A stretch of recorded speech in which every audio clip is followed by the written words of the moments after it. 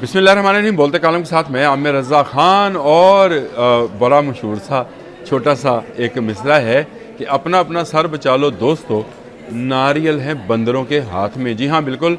दुनिया जो है असले की दौर में पागल हुई पड़ी है और नए से नया मिसाइल, नए से नया जहाज़, नया से नया बम जो है उसको ईजाद किया जा रहा है।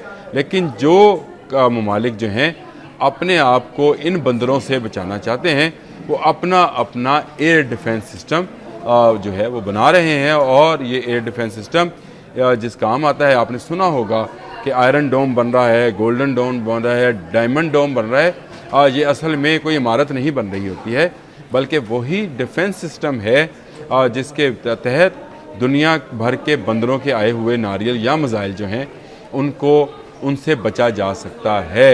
पाकिस्तान इस वक्त तक जो मिसाइल सिस्टम्स डिफेंस के लिए अपने इस्तेमाल करता रहा है वो चाइनीज़ हैं। मैंने आपको इससे पहले एक व्लॉग के अंदर ये बताया था। HQ-9 है, HQ-19, HQ-29 उनके हवाले से भी मैंने बात की थी कि उसको लिया जा सकता है या उससे आने वाले मिसाइल्स जो हैं उनको रोका जा सकता है। लेकिन एक खुशखबरी और भी है, और खुशखबरी ये है कि पाकिस्तान खुद का आयरन डोम बनाना जा रहा है।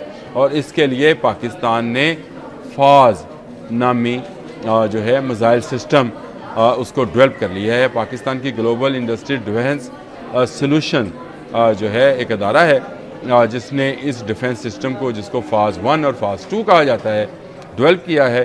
और इसका काम भी वही है जो आयरन डोम में मौजूद मिसाइल सिस्टम जो हैं, जिस तरह S-400 है या आप थार्ड है अमेरिकन पैट्रियट मिसाइल का सिस्टम, बैटरीज़ हैं, इसी तरह का ये मिसाइल सिस्टम है जो मुख्तलिफ रेंज पर पाकिस्तान ने तैयार किया है। और ये कोई छोटी बात नहीं है। पाकिस्तान बहुत जल्द उन ममालिक में शामिल हो जाएगा जो अपनी सरजमीन का दिफा, पाकिस्तान की तरफ आने वाला हर सोनिक और हाइपरसोनिक और इस तरह के तमाम जो मिसाइल हैं उनको रोकने और उनको इंटरसेप्ट करने में कामयाब हो जाएगा। ये फ्राज 1 जो सिस्टम है, ये पाकिस्तान में इसको क्लेड सिस्टम कहा जाता है। मैं उसकी बता दूं, comprehensive layered integrated air defence system.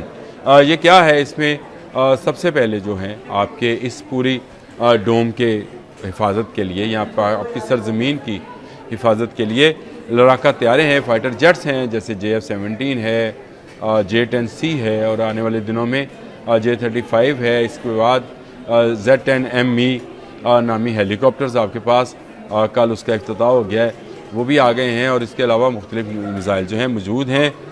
उसके बाद ड्रोन्स का एक सिलसिला है। ये वो ड्रोन्स हैं जिनके अंदर मिसाइल इंटीग्रेटेड होते हैं और ये आने वाले मिसाइल्स को जो है उसको निशाना बनाते हैं। और फिर इसके बाद PGMs हाइपरसोनिक को निशाना बनाने वाला मिसाइल सिस्टम है। जिस तरह मैंने आपको बताया था कि HQ-19 और HQ-29 पाकिस्तान उसको लेने की कोशिश कर रहा है। लेकिन क्लैड सिस्टम जो है ये फाज पर मबनी है। और फाज 1 जो इसका सिस्टम है उसमें सबसे पहले जो है SL आता है, यानी सरफेस लॉन्च मिसाइल्स हैं। इनकी रेंज 20 से 25 किलोमीटर तक की है। ये छोटे हैं और ये ट्रक माउंटेड या व्हीकल माउंटेड मिसाइल हैं जो आने वाले छोटे हथियारों, जिनमें हेलीकॉप्टर्स हैं, जिनमें UAVs, ये जी जो ड्रोन्स हैं ये हैं, या निचली परवाज़ करने वाले जहाज़ जो हैं, उनके ख़िलाफ़ इसको इस्तेमाल किया जा सकता है। इसका अपना इंफ्रारेड जो है वो रडार है जो कि हीट से जो है अपने टारगेट तक पहुंचता है। इसकी दूसरी जो किस्म है उसमें वो RF है, इसमें फॉल रडार है, एक्टिव रडार सिस्टम इसका अपना है। ये air to air guided missile है और इसकी रेंज जो है ये 40 किलोमीटर से 80 किलोमीटर के दरमियान वाक़या है और ये बड़ी रेंज है अगर आप इसको समझना चाहें। फिर इसके बाद IR है, ये इंफ्रारेड ख़ुद का इंफ्रारेड मिसाइल सिस्टम है।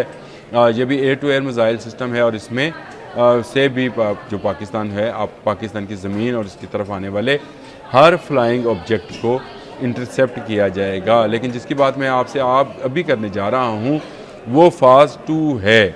ये है आने वाले दिनों का हमारी हिफाजती शील्ड का, यानी हमारी उस 3 लेयर्स का, जिसमें मैंने आपको बताया कि फाज SR, फाज, FR, IR, ये 3 लेयर्स होंगी, लेकिन सबसे ऊपर जो लेयर होगी वो फाज 2 की होगी। और ये फाज 2 एयर टू एयर मिज़ाइल है, और एयर टू एयर मिज़ाइल को आप PL मिज़ाइल से PL-15 मिज़ाइल की तरह का ये मिज़ाइल सिस्टम है जो कि पाकिस्तान ने खुद बना लिया है। GIDS मैंने आपको बताया, ग्लोबल इंडस्ट्री डिफेंस सॉल्यूशंस ने ये मिज़ाइल डेवलप किया है, और इसकी अब तक की रेंज जो मुतलका इसकी मालूमात हैं उसके मुताबिक 180 किलोमीटर प्लस है।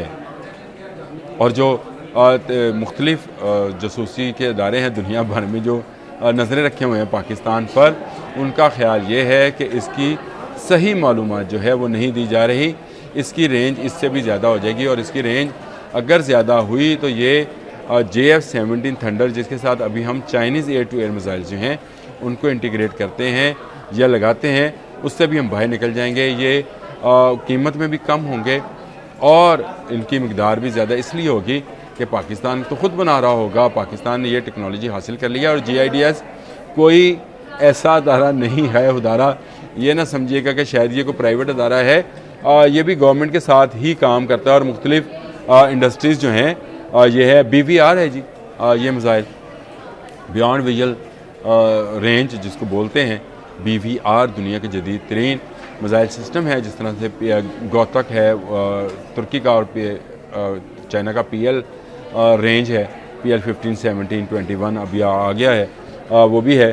तो ये मुख्तलिफ कंपनीज़ के साथ मिलकर जो है GIDS ने काम किया है। इसमें बहुत सारी दूसरी कंपनी जिसमें NESCOM है, AWC है, NDC है, PAF है, जिन्होंने तावन किया है। और ये मिज़ाइल सिस्टम या वो आयरन डोम जिसका हम जिक्र ईरान इसराइल वार में इसराइल के हवाले से जानते हैं, और जिसका ऐलान डायमंड डोम के नाम से डोनाल्ड ट्रंप ने अपने इंतखाबी फतह के फौरी बाद किया था कि वो अमेरिका को बचाने के लिए डायमंड डोम बनाने जा रहा है। लेकिन पाकिस्तान जो है उसने अपनी काविशों को तेज़ कर दिया है, क्योंकि पाकिस्तान के साथ एक ऐसा दुश्मन बैठा है जो हम वक्त पाकिस्तान पर हमला करने की प्लानिंग करता रहता है। गो उसकी कभी प्लानिंग जो है वो दुरुस्त साबित नहीं हुई, लेकिन वो एक ऐसा लगड़ बगड़ है, एक ऐसा क्या उसको बोलते हैं, लगड़ बगड़ ही बोलते हैं जी, है जो हर वक्त जो है इस तरह की साजिशों में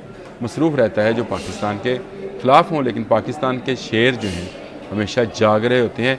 अभी आपने राइटर्स की स्टोरी पढ़ी कि किस तरह से पाकिस्तान के एयर चीफ कंट्रोल रूम के साथ वाले कमरे में आराम फरमा रहे थे, घर नहीं थे। ये जो लोग कहते हैं कि हम जाग रहे होते हैं और आर्मी वाले सो रहे होते हैं, आर्मी जाग रही होती है तो हम घरों में सो रहे होते हैं, वाकई जाग रहे होते हैं। और कैसी सिचुएशन होगी कि आपका एयर चीफ जो है बाबर सिद्धू, वो ऑपरेशन रूम के साथ वाले रूम का मतलब यही कि वहीं पर मौजूद थे, और उन्होंने ही J-10C के ज़रिए राफेल जैसी मशीन को गिराने का जो है वो हुक्म दिया।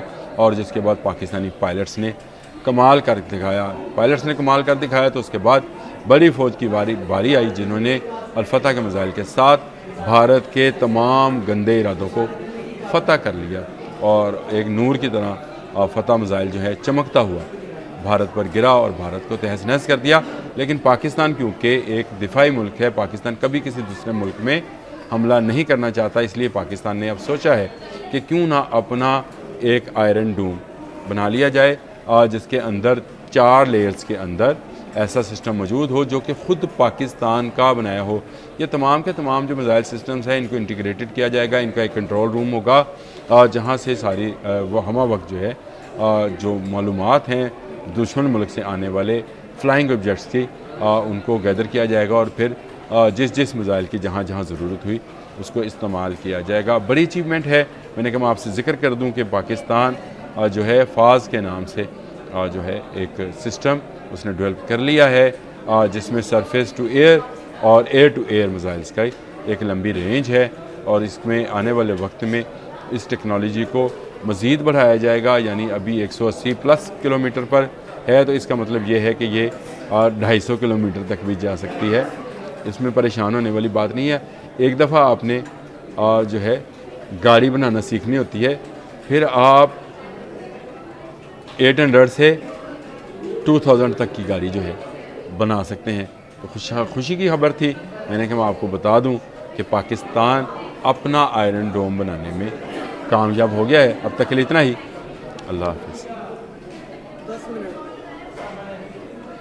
YouTube पर गूगली न्यूज देखने के लिए youtube.com की सर्च बार में गूगली न्यूज टीवी टाइप करें। गूगली न्यूज के पेज पर सुर्ख रंग के सब्सक्रिप्शन वाले बटन पर क्लिक करना ना भूलिए। YouTube पेज पर अपलोड होने वाली वीडियोस से बाखबर रहने के लिए बेल आइकन पर क्लिक कीजिए। आपको हर नई वीडियो के बारे में नोटिफिकेशन मौसूल हो जाएगा।